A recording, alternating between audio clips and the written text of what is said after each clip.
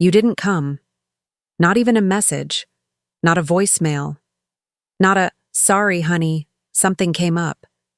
Just 2 empty chairs in the front row, under the white arch, facing the altar where I stood, holding a bouquet I had arranged myself at 3 a.m. because the florist canceled. And even then, I'd held on to hope. My name is Ava Hartley, and on the day I married the man I loved, my parents were hiking in Colorado. Lila's idea, of course. A last-minute family recharge trip. They didn't forget. They chose. People whispered about the empty seats. I heard my Aunt Marion say, "Maybe they're coming late." My cousin dropped his phone twice, trying to get a picture of my expression. I smiled anyway. Tight, hollow, controlled. Lila showed up 15 minutes into the reception. Her dress was white, not cream, not off-white. White, lace, long. She hugged me like she was being forced, then immediately found the seat furthest from mine and started texting. No congratulations. No gift. No photo together. But she came. That was her way of saying, I win. We hadn't always been like this. When we were kids, I used to braid her hair while she cried over scraped knees. I helped her sneak out when she had boy trouble.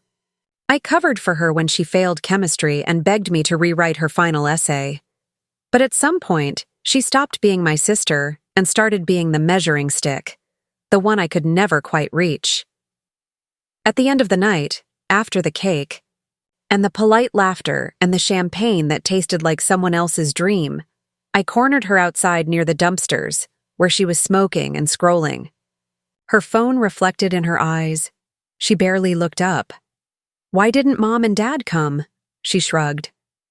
It's just a wedding, Ava. Not like it's a big deal. She flicked ash onto the gravel and smiled. Besides, you're not exactly the center of anyone's universe. That sentence stayed with me. It wasn't the cruelty. It was the casual delivery, like she believed it with every breath. 3 weeks later, a card arrived in the mail. No return address. Inside, a wedding. Photo of me and Nate, my husband, folded in half. The crease ran through my face. I recognized my father's handwriting on the back. You should have saved the money. I didn't cry. I went to the drawer where I kept the old manila folder, the one I never labeled. Inside were receipts, Venmo screenshots, email threads.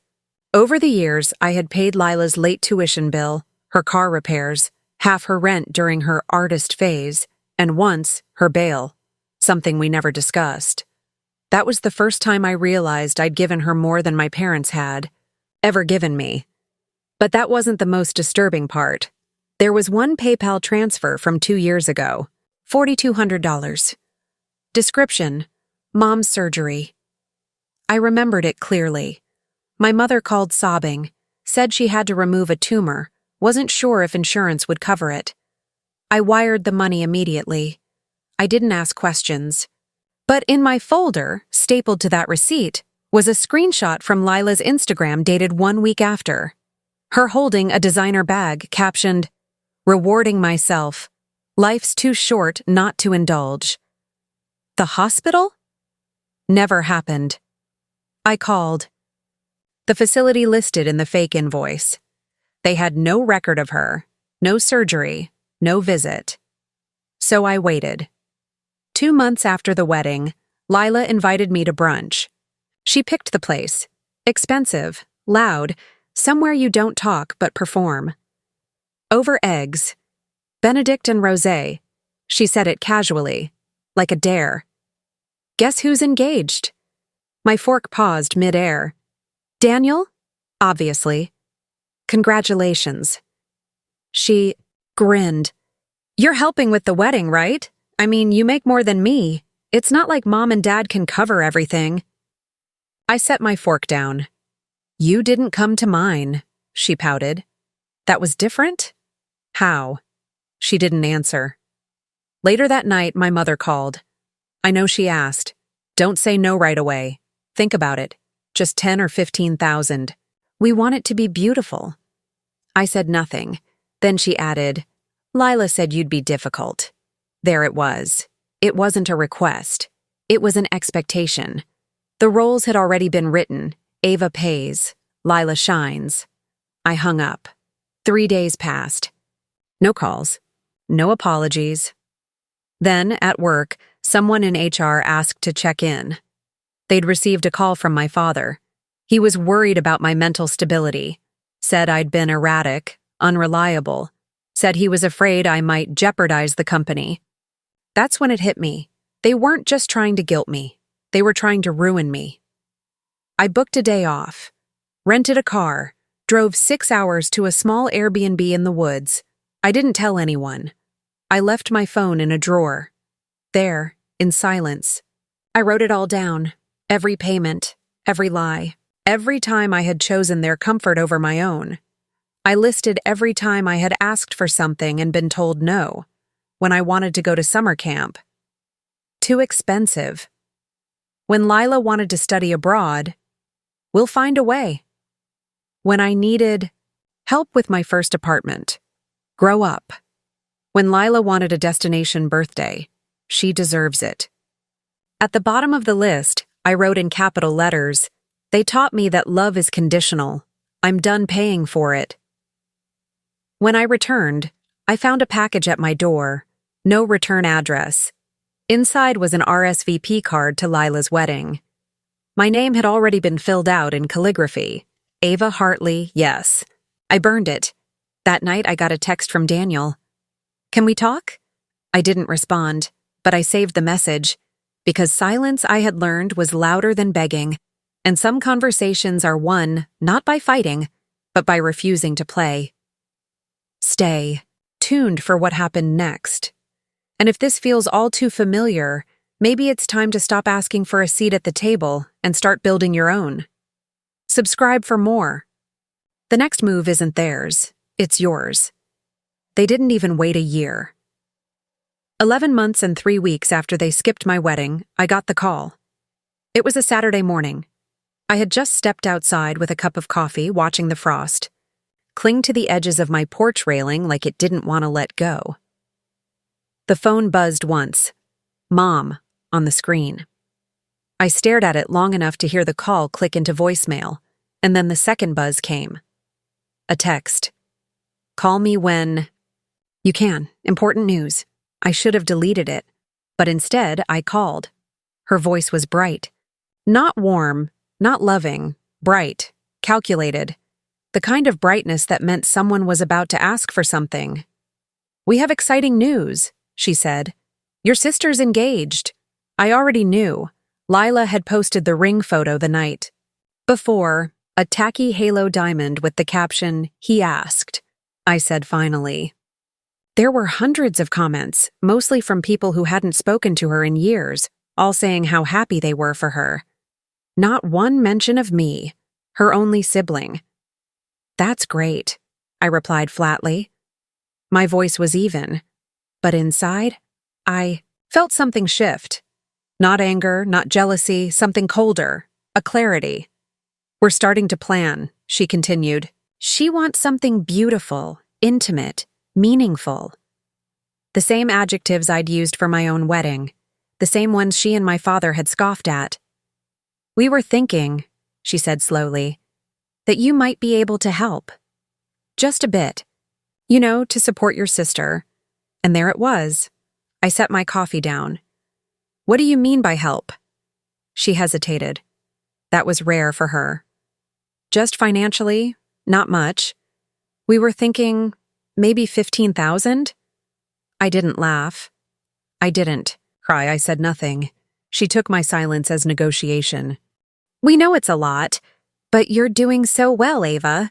You've always been stable. I remembered the night before my wedding, when I called them just to confirm their flight. No answer. I remembered the empty chairs, the silence, the way my mother had posted beach photos on Instagram while I walked down the aisle. You're asking me to fund a wedding you actually plan to attend? I asked. The pause was long this time. Then came the switch in tone, defensive now, clipped. Don't. Be petty, this is about family, that word. It always came back to that word. You didn't come to my wedding, I said. She laughed. Not kindly. We already told you, that wasn't personal. No, it was deliberate. Ava, I'm not paying a cent. Another pause. Then, in a voice too sweet to be genuine, you're being very emotional about this. That sentence told me everything. This wasn't just about money. This was about restoring their image. Lila's wedding was their chance to rewrite the story, to perform the kind of parental love they'd denied me, and I was being asked to bankroll it. After we hung up, I sat in the quiet. I didn't pace. I didn't rant. I opened my laptop and pulled up an old spreadsheet. I hadn't looked at it in over a year. It had grown. Over the last 7 years, I had given Lila everything from rent money to credit card bailouts. Once, I wired her $200 on a Sunday night because she couldn't breathe thinking about her overdue car insurance. Another time, she begged me to cover a vet bill for a dog she didn't even keep, just fostered for Instagram content. But one line stood out. $4,800, labeled, medical loan, mom. That was the fake surgery. That was the lie. And I noticed something else. Each time they asked me for money, it followed a rejection of something I'd asked for. As if I was being punished for having needs. The following week, Lila called. I know they asked, she said, voice bright like Mom's. And I just wanted to say, I get it. It's a lot. But this wedding means everything to me. It's not just about the day. It's about feeling seen. I didn't respond, she continued. I've always looked up to you, you know. You're the strong one. I almost believed her. Until she added, and that's why I know you'll do the right thing. That wasn't admiration. That was manipulation disguised as flattery. I ended the call. That Sunday, I got dinner with a friend I hadn't seen in a while, Joanna. We'd met in college, drifted, then reconnected on social media. You look. Still, she said over wine. Blinked. Still? Like someone who's finally stopped swimming upstream. It was meant as a compliment, but it landed deeper. It reminded me of something Lila had said years ago when we were both in high school. I'd won a scholarship, the first in our family. She said, you know they're not proud of you, right? They're just relieved they don't have to pay. For you. I'd laughed then. I shouldn't have. That line hadn't been petty. It had been honest. And maybe that was the moment. The first real fracture. Back then, I thought love was something you earned by being useful. I thought the more I gave, the closer I got to being enough. I was wrong. 2 days later, I received a handwritten letter from my father. It was short, no greeting. Your sister's wedding is important to this family. Don't let your personal issues get in the way of something bigger than you. The signature was a single initial, not even his full name. That's when I made the decision. Not just about the money, about all of it. I wasn't going to fight them. I wasn't going to beg for understanding or write long texts explaining myself. I was going to remove myself entirely. Lila's wedding wasn't my responsibility. Neither was their image. And I was done auditioning for a part I was never meant to play. At the end of that week, I drafted a message, not to them, to my HR department. I asked if they could place a block on any personal reference calls from unknown family numbers. I didn't want to explain why. I didn't need to. When I hit send, I felt something unfamiliar. Not relief, not victory, clarity, and that was enough. What happens next? Let's just say not everyone handles rejection with grace. Keep watching. Because the next move? It's not mine. It's theirs. And I already know how they play this game. It started with silence. Not mine, Lila's. After. The call with my mother and the thinly veiled demand for $15,000. I hadn't said no with fury. I had said it quietly, clearly, without trembling. That's what unnerved them. I knew it because 2 days later, Lila broke the quiet. She sent me a text in lowercase, like always. "Hey, Mom said you were being weird about the wedding. Everything. Okay?" I didn't respond. I didn't have to. By the next morning, I was tagged in one of her Instagram stories. A photo of her ring held up next to a latte. The caption: "Some people will pretend to support you but secretly hope you fail. Watch for the quiet ones." I didn't flinch. I archived it. But something was shifting, subtle at first. DMs from old friends, comments under my last post, about how proud they were of Lila. And then a call from Aunt June. "You should think this through, Ava. Family only works if everyone plays their part." I asked her one question. "Did you come to my wedding?" She hung up. There it was again. That word. Family. A code they used for control, for covering the rot. I pulled out the spreadsheet again. Not out of spite. Out of necessity. I needed to remember. I needed evidence. Cold, unemotional, indisputable proof of how many times I had rescued Lila. Rent, utilities, groceries, 2 months of therapy she never attended, but insisted made her a better communicator. $38,200 and counting. When? I clicked through my bank records for the past year. I found something I hadn't remembered. A Venmo transfer to my father. The description said, "Business tax surprise." It was from December, 2 weeks after I got engaged. He'd called it urgent, said he couldn't cover the penalty. I'd paid it without question. But here's the thing. My father hasn't owned a business in 5 years. He sold it, cashed out, quietly. So what had that money really gone toward? The question wasn't rhetorical. I dug. It took a single Google search of the property records in our hometown to find a recent update. A deed transfer, 3 months ago. A second home, purchased under Lila's name, co-signed by both of my parents. My hand stayed still on the keyboard. My mind didn't. That was the missing link. The $15,000 wasn't for the wedding. It was to protect the house. Because if Daniel ever found out they'd financially entangled themselves with Lila behind his back, the engagement would implode. And suddenly I wasn't just a daughter or a sister, I was leverage, and they knew I'd keep my mouth shut. Because I always had, until now. That evening I walked to the market, routine. I needed time to think and movement helped. But halfway through the produce aisle, someone called my name. Daniel. It took me a second to recognize him without the Instagram. Filter glow. His expression was calm, but there was something in his eyes. Uncertainty, maybe. Or guilt. "Hey," he said. "Can we talk?" I nodded. Quietly. We sat outside, 2 strangers in folding chairs beneath a flickering patio light. "Said you were upset," he started.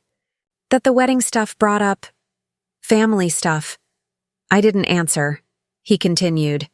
"I just want to keep things peaceful, you know? Lila's under a lot of stress." I looked him in the eye. "She told you I was paying for the wedding?" He froze. Not a flinch, not a blink. Just a pause, too long. "She said you might help. Out of kindness." "No," I said. "She told you I agreed, didn't she?" He swallowed. "Yeah." She lied. It landed harder than I expected. His shoulders sagged a little. His gaze dropped. "She also told me you gave her the down payment for the house," he said. "Said it was a graduation gift." There it was. I could have told him everything right there. Could have shown him the documents, the spreadsheet, the way Lila and my parents had rerouted every safety net I'd ever offered into her private golden parachute. But I didn't. Instead, I asked one question. "Did you co-sign anything?" He blinked. "No." "Then you should be careful what you sign moving forward." I stood. Didn't wait for him to ask what I meant. He would figure it out. They always do, when it's too late. That night, Lila texted me again. "I just want us to be close again. Like before." I stared at it. Not because I believed her, but because I realized she did. In her mind, this was closeness, using people, then gaslighting them into gratitude. She thought if she played the victim sweetly enough, I'd snap back into place. But this wasn't about money anymore. It was about seeing clearly. And once you see the engine behind the illusion, it never runs the same again. A week later, a package arrived at my office. No return address. Inside, a handwritten letter from my father. One line stood out. "Your silence is causing problems." He was right, and I was just getting started. It began with a phone call I didn't answer. Then 3 more, each spaced out like landmines, each carrying the same message from a different voice. "Call your mother. Call your sister. This has gone too far." I didn't. I waited. I listened to the silence between rings, and I watched it bloom into something louder than words. Then came the stories. The first was subtle. A black and white selfie of Lila looking away from the camera captioned, "Just trying to hold it together." The next, a flat-lay photo of bridal magazines and a tear-streaked journal page with "Some wounds don't bleed." Then came the centerpiece, a 3-slide post featuring Lila and Daniel holding hands in a field, captioned, "When your own blood makes you feel like you're begging to exist." I wasn't tagged, but I didn't need to be.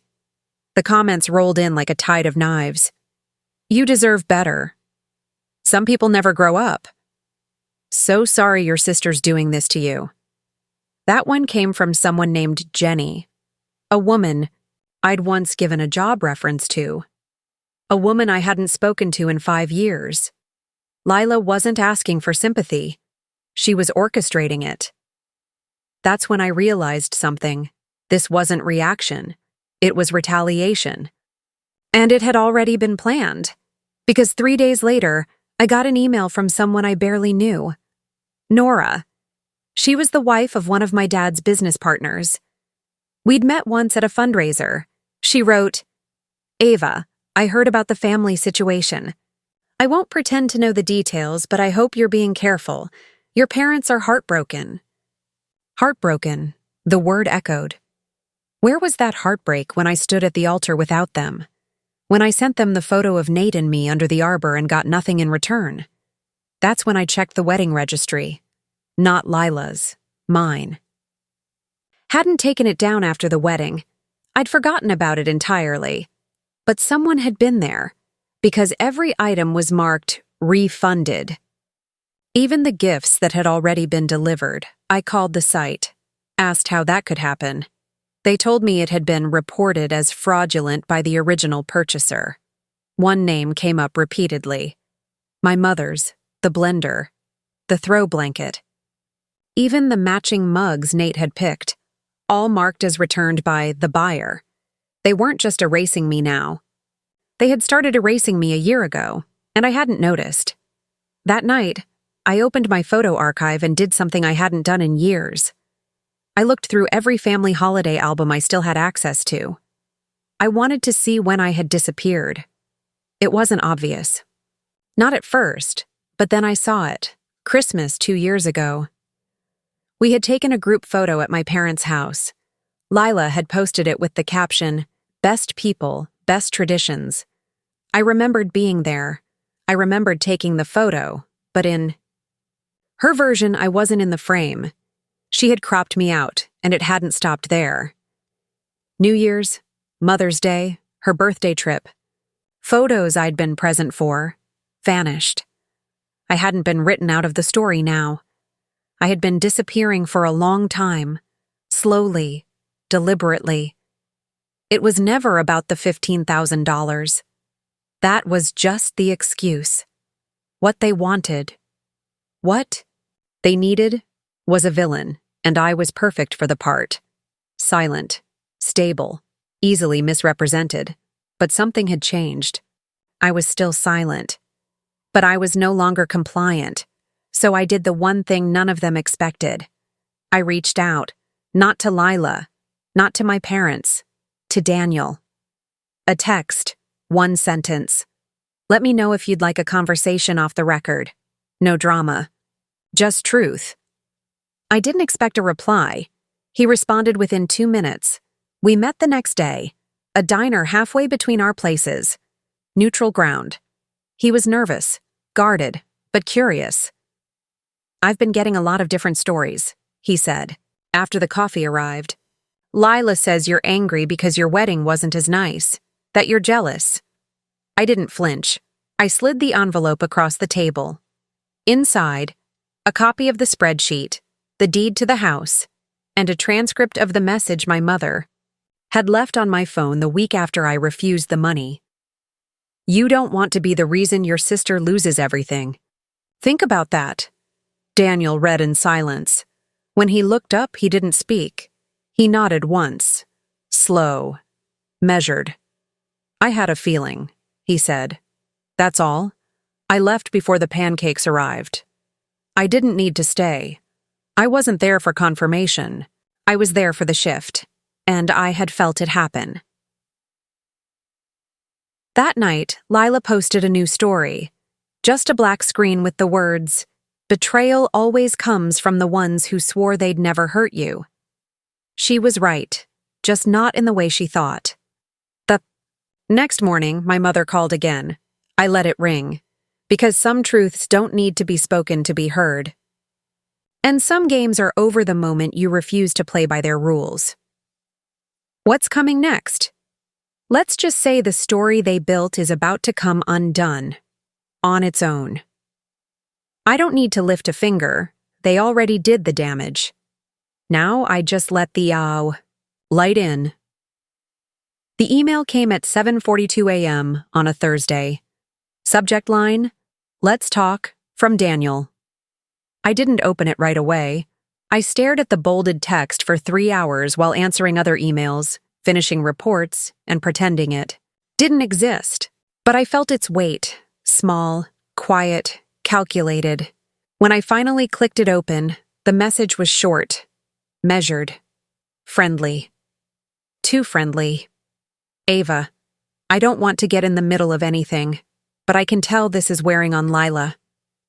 Your parents seem really upset too. If there's a way to talk this out, maybe find a compromise. I'd love to connect. No pressure. Just hoping we can clear the air. Daniel, no pressure. I closed the email without replying. Not because I didn't know what to say, but because I already understood what this was. Daniel wasn't mediating. He was testing the water, trying to gauge just how fractured things really were. What lines could be crossed, what debts could be manipulated. I wasn't surprised by his involvement. What did surprise me was how quickly he'd been pulled into orbit, spinning, in their narrative, reciting their lines. I'd always assumed he was more perceptive. That night, I left work a little later than usual. The office was mostly empty, quiet enough for me to hear my own footsteps as I passed the glass-walled conference rooms. My phone buzzed. Unknown number. Let it go to voicemail. When I listened to the message, my entire body went still. Hey, Ava. This is Craig. Just checking in. Your dad called me this morning. Said he's been worried about you. That you've been acting off lately. Making impulsive, financial choices. Said maybe we should take a look at your accounts, just to be safe. Call me. Craig is my manager. I called him back immediately. My voice didn't shake. I didn't panic. I just asked calmly, "Did my father give you specific examples?" Craig sighed. No, and honestly, the whole thing felt weird. I told him we don't discuss employee performance with outside parties. But he pressed. Pressed how? He asked if you'd been late, said you might be unstable, suggested stress leave. It wasn't a warning. It was a message. They hadn't just escalated. They had changed tactics entirely. When guilt didn't work, they went after my credibility, my job, my livelihood. I thanked Craig. He paused before hanging up. For what it's worth, he said, I told him you were one of the most composed people I've ever worked with. I smiled. It didn't reach my eyes. That weekend, I went to my safety deposit box. Inside were printed statements, screenshots, signed receipts. I made 3 copies. I stored them in 3 different locations: my apartment, my lawyer's office, and a friend's attic. Just in case. Then I did something I hadn't done in years. I looked through old letters from my father. Ones I'd kept out of nostalgia, or maybe denial. I wanted to trace the pattern back, see where it started, in one, dated 2 weeks before. My college graduation, he wrote, "You've always been the reliable one, Ava, the one we never had to worry about. That's your strength." It had sounded like praise then. Now I saw it for what it was, a weapon disguised as affection. You don't worry about a tool. You use it. Later that evening, I received another message from Daniel. This time, a text. "Look, I didn't want to say this, but Lila's thinking about calling off the wedding. Says she can't deal with this level of stress. Your parents are beside themselves. Please, Ava, just talk to them. Even a little help might fix this." There it was, the emotional ransom. She's suffering. They're hurting. You can fix it.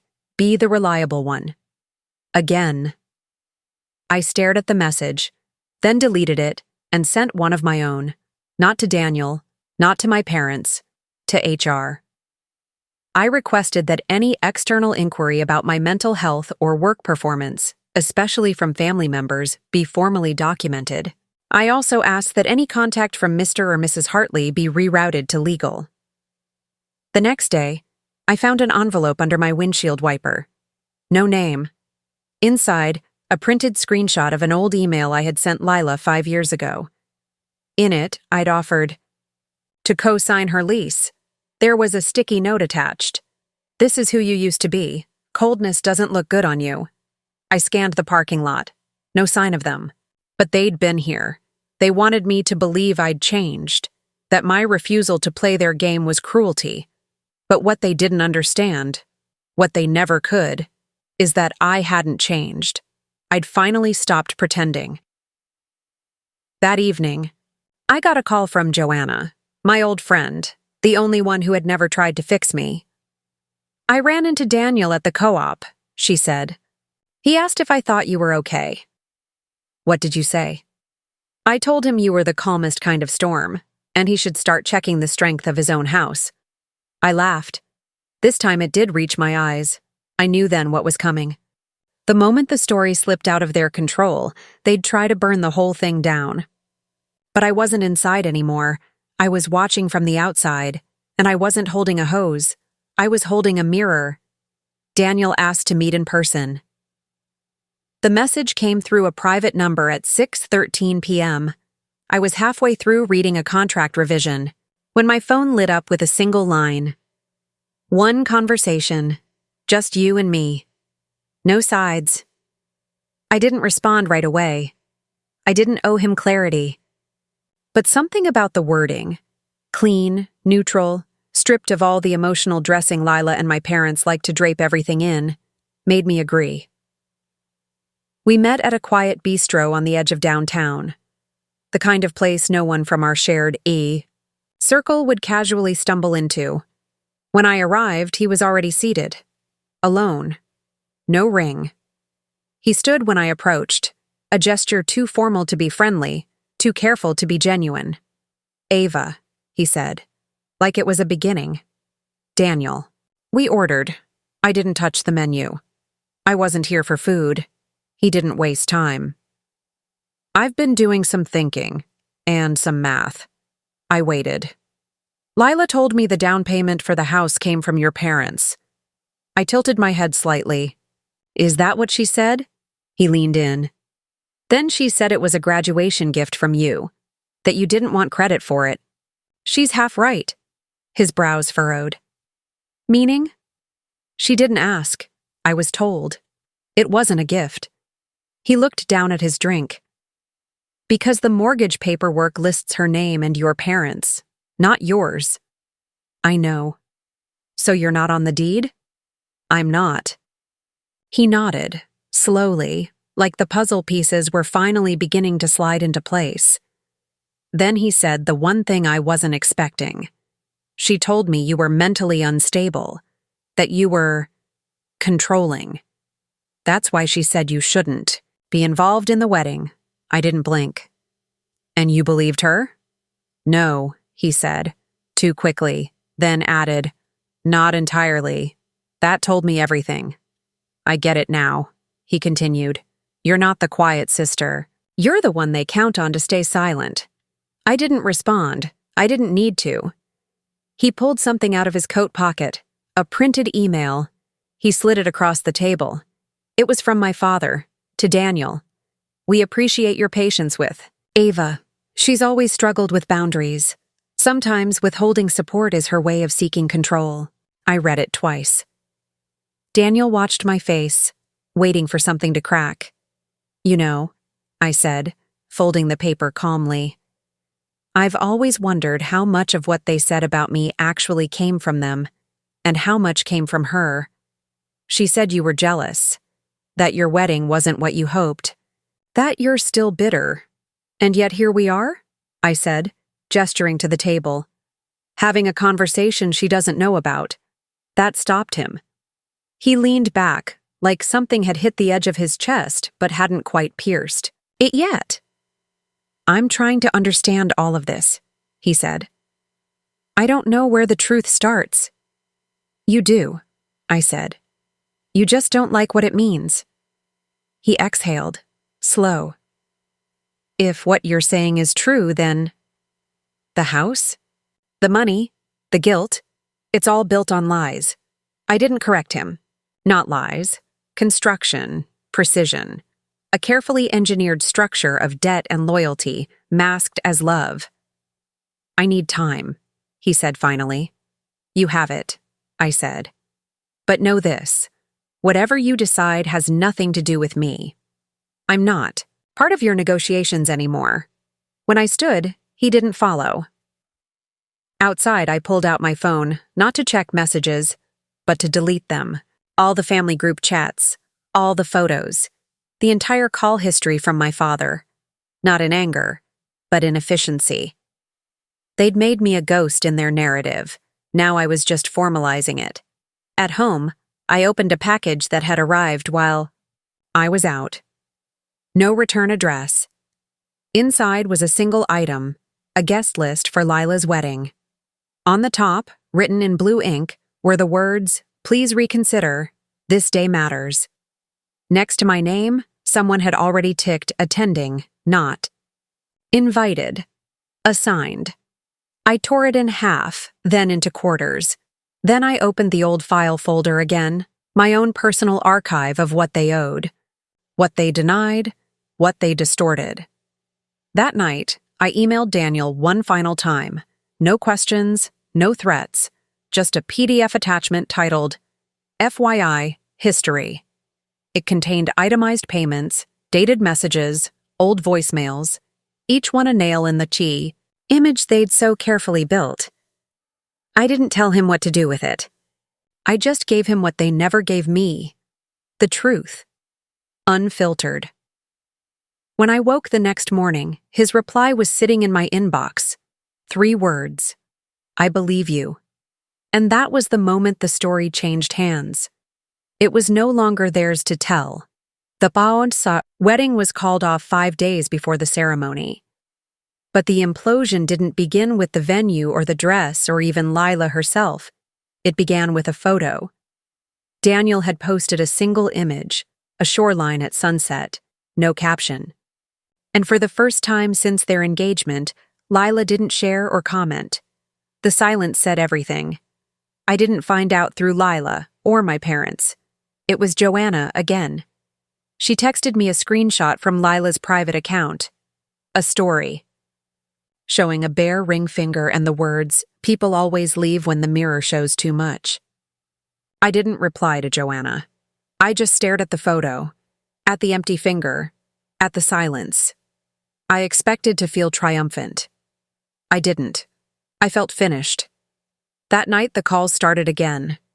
My mother first, then my father, then a number I didn't recognize, which turned out to be a friend of Lila's who said, "I don't know what you said to her, but she hasn't stopped crying." As if I'd pressed the button, as if this was a machine I built. 2 days later, I found Lila on my doorstep.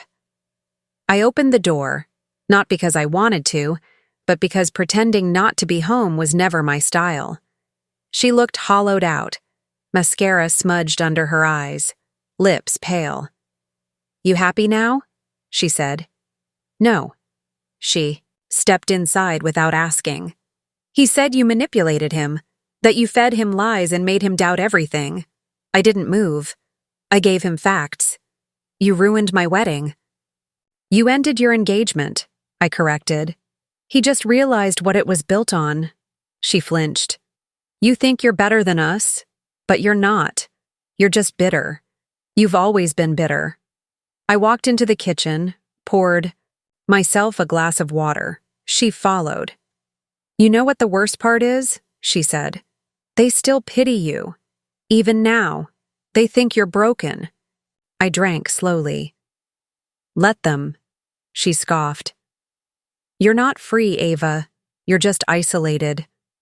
I turned to her. "There's a difference?" That stopped her. She blinked, then looked away. "You think Daniel was perfect?" she asked. "You think he didn't want this to fall apart?" "No," I said. "I think he wanted the truth, and you couldn't give it to him." For a second, I saw something real flicker in her eyes. Grief, regret. Then it was gone. She pulled something from her bag, an envelope, handwritten. My name, in careful cursive. "Mom asked me to give you this," she said. "She said maybe now you'll come to your senses." I didn't take it.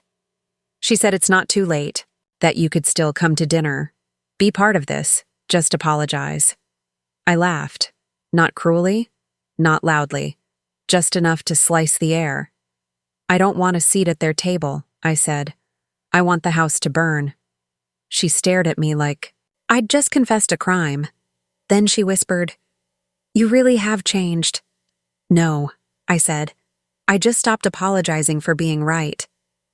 She dropped the envelope on the counter and left. I didn't open it. 3 hours later, my father called from my building's lobby. The doorman rang up. "He says it's urgent." I told them not to let him up. Instead, I watched through the camera feed as he stood by the security desk, arms folded, jaw clenched. He didn't know yet that Daniel had sent me the final proof.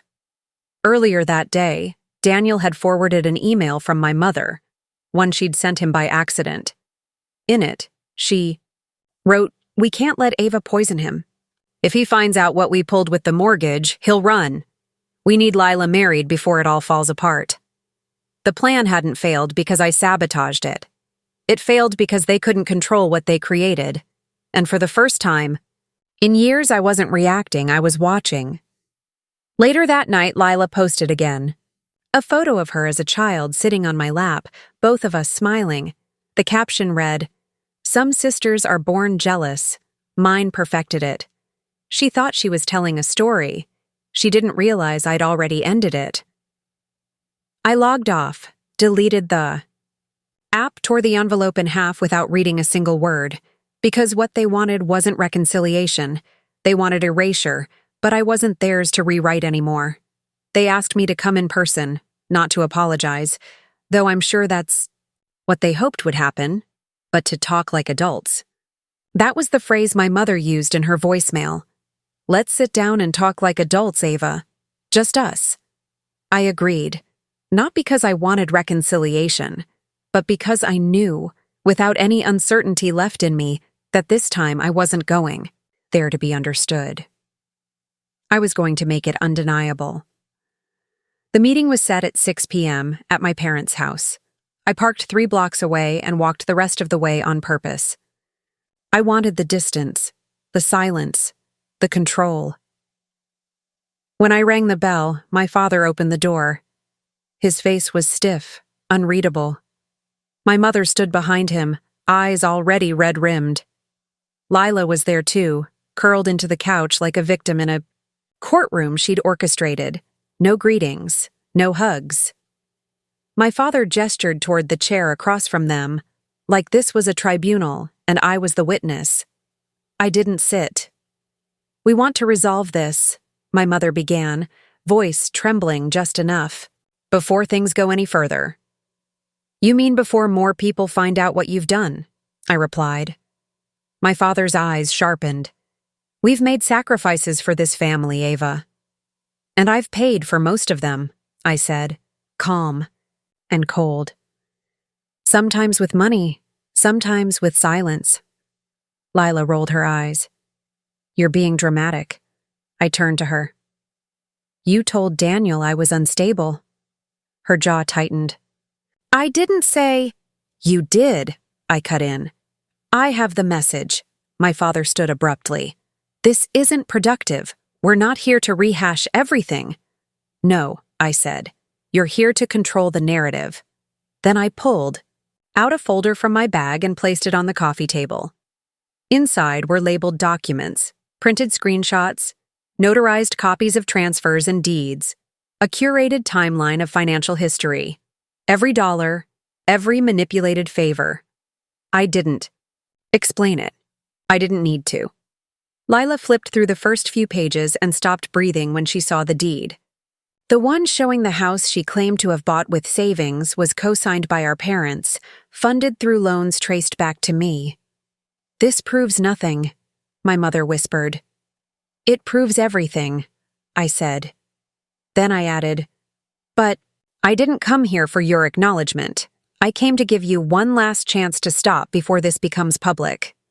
My father scoffed. "You wouldn't." "I already did." I showed them my phone. An email scheduled to be sent to Daniel's attorney, a contact I'd quietly confirmed days earlier after hearing that Daniel had sought legal advice post-breakup. The email contained the same file I just handed them, with one added detail. A notarized affidavit from a former accountant who had handled my father's business taxes. The same accountant who revealed the fabricated penalty my father claimed to need help covering, an amount I wired without question during my own engagement. He was no longer loyal to them. He had a grudge of his own. That was the part they hadn't calculated. My mother began to cry then. Not the silent tears of regret, but the theatrical sobbing of someone who realizes the curtain is closing, and they never rehearse the ending. "You'll destroy us," she said. "No," I said, still standing. "You already did that. I'm just refusing to help you cover the wreckage anymore." Lila stood now, voice rising, shrill and desperate. "You're pathetic. You always wanted to be the victim. Now you finally get to be." I looked at her, long and hard. "No," I said. "I wanted to be loved. But I'll take freedom instead." I turned to leave, but just before I opened the door, my father said something that made me pause. "You really think anyone will believe you? You think people care about your version of events?" I didn't turn around. I just replied, "They don't have to. I do." Then I left. That night, Lila posted a video of her crying on Instagram, captioned, "Some wounds don't show up on bank statements." Thousands of likes. But something strange happened. In the comments, people started asking questions, screenshots circulated, old posts, contradictions, and then someone shared a photo from my wedding, a guest who remembered. A wide shot, too empty, chairs in the front row, my parents' names written in calligraphy on the name cards. And just like that, the illusion cracked. The narrative was no longer theirs to control, because truth doesn't always need a spotlight. Sometimes it just needs to stop whispering. The wedding was supposed to happen at 4 p.m. At exactly 3:17 p.m., the venue coordinator received a phone call from Daniel's attorney. "Mr. Moreno will not be attending today's event," he said flatly. "The engagement has been terminated. Please cancel all vendor charges under his name immediately. The Hartley family is solely responsible moving forward. That message traveled faster than sound. Vendors packed up before guests even realized. The string quartet stopped playing mid-piece. Guests whispered in clusters, craning their necks for answers. Inside the bridal suite, Lila screamed so violently, the mirrors trembled. My mother was on the floor, hands over her ears, repeating, "This isn't happening, this isn't happening." My father paced like an animal trapped in a maze of his own lies. But I wasn't there. I was sitting by a window in my apartment, drinking iced coffee and watching a sparrow build its nest in the corner of my balcony. My phone buzzed every few seconds. Missed calls, voicemails. One from my uncle, who hadn't spoken to me in 6 years, asking, "Is it true?" I let them pile up. Later that night, someone sent me a link, a new post from Lila. Her profile picture was blacked out. The caption read, "He walked away. My sister made sure of it." Beneath, comments flooded in. Some offered pity, but most didn't. One comment stood out. Funny how she was silent when her sister paid her rent for 3 years. Another. Receipts don't lie. Because someone had started posting screenshots. Old Venmo logs, emails, text messages. Not me. Someone else. Daniel, maybe. Or a former friend with a conscience. The truth had grown roots. And now it was. Flowering on every timeline.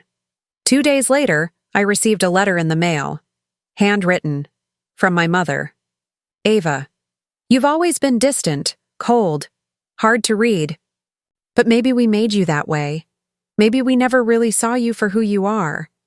I don't know if you'll ever come back, but I hope someday you'll forgive us. Mom." I read it once, then I put it in a drawer and didn't touch it again. Because forgiveness isn't owed. Especially not when it's weaponized as a shortcut to comfort. Some damage deserves space, not stitches. A week later, I moved. Quietly. No social media post, no announcement, just a 1-bedroom place closer to the lake. I bought myself a dining table I actually liked. It only had 2 chairs. That was enough. The silence there was different. It wasn't empty. It was earned. One afternoon, I was walking by the lake when I saw Daniel sitting alone on a bench. We locked eyes.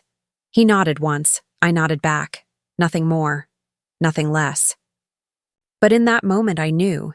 He knew the truth now. And he wasn't the only one. For years I thought surviving meant enduring. I was wrong. Survival is not staying quiet.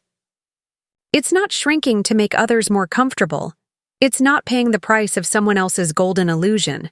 Survival is truth. Survival is walking away, calm, clear-eyed, unapologetic, and never looking back.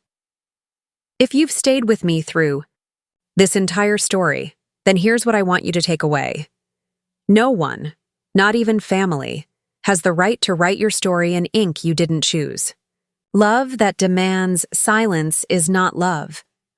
Loyalty that only flows one way is not loyalty. It took me too long to learn that I wasn't broken. I was just raised in a house that punished boundaries and rewarded obedience. But the truth? You can burn a bridge and still survive the fire. In fact, sometimes that fire is the only way out. So if you're watching this and you've ever felt like the background character in your own life, listen closely. You are not selfish for choosing peace over performance. You are not cruel for walking away from people who made you question your worth. You are simply done. And done is a holy word. If this story hit something in you, if it lit even a spark, subscribe to this channel. That's how we keep telling the stories that deserve to be told. And trust me, I have many more to share. See you in the next one.